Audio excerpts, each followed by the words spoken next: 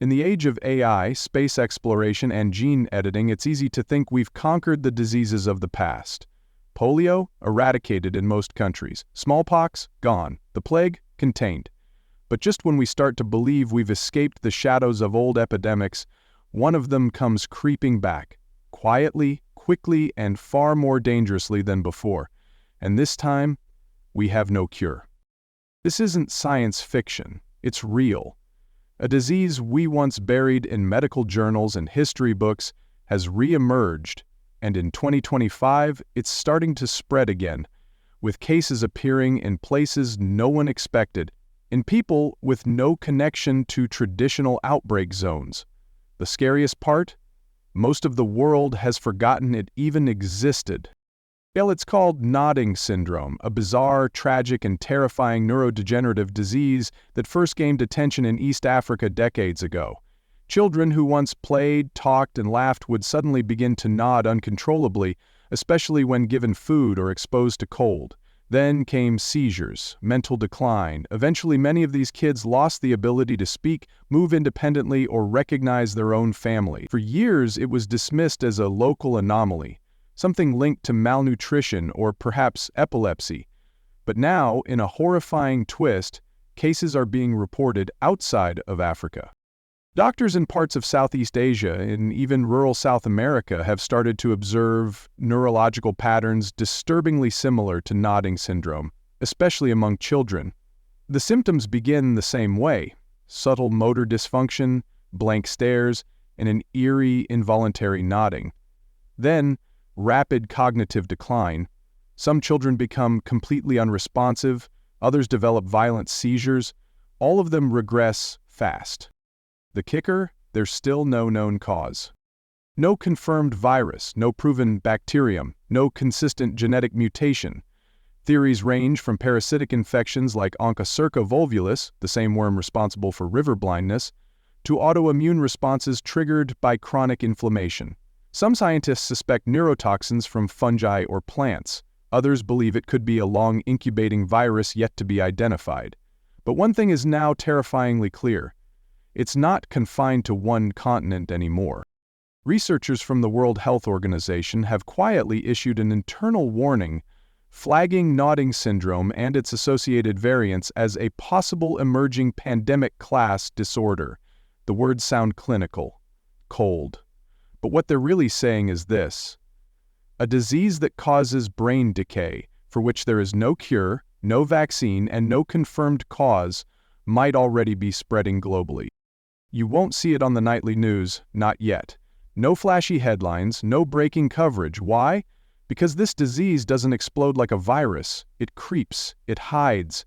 It rots the brain from the inside out, slowly, painfully, with symptoms that are easy to misdiagnose. Early-stage nodding syndrome looks like epilepsy, autism, or even malnutrition. By the time it's recognized, it's too late. And if you think it only affects children, think again. In 2025, 2 adult cases were documented, one in southern India, the other in a remote town in Brazil. Both patients were in their 30s, both started with disorientation, then developed motor dysfunction, and finally entered states of near comatose detachment. Brain scans revealed rapid cerebral atrophy, loss of brain mass that looked similar to late-stage Alzheimer's. But this happened in weeks, not years. If this disease has mutated, if it's crossing age barriers and moving silently between populations, then we're facing a neurological crisis we are completely unprepared for. And there's another twist. Some researchers have drawn parallels between this syndrome and ancient descriptions of sleeping sickness from centuries ago. Diseases where people would slip into trance-like states, forget who they were, and die without visible wounds.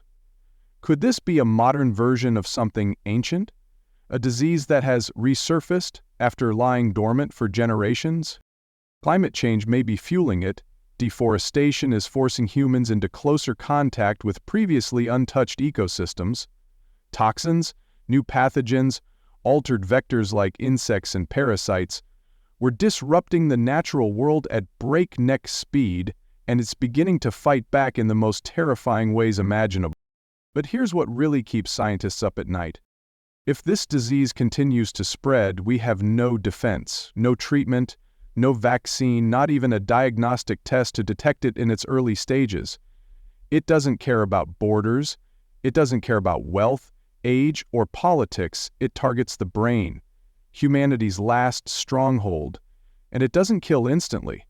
It erases, slowly, cruelly, and completely. Imagine a future where millions silently deteriorate, losing speech, memory, mobility, while the rest of the world struggles to understand what's happening. Families will watch loved ones vanish mentally before their eyes. Governments will scramble to label it.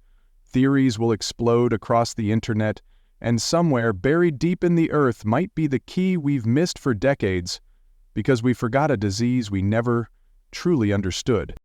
So why aren't more people talking about this?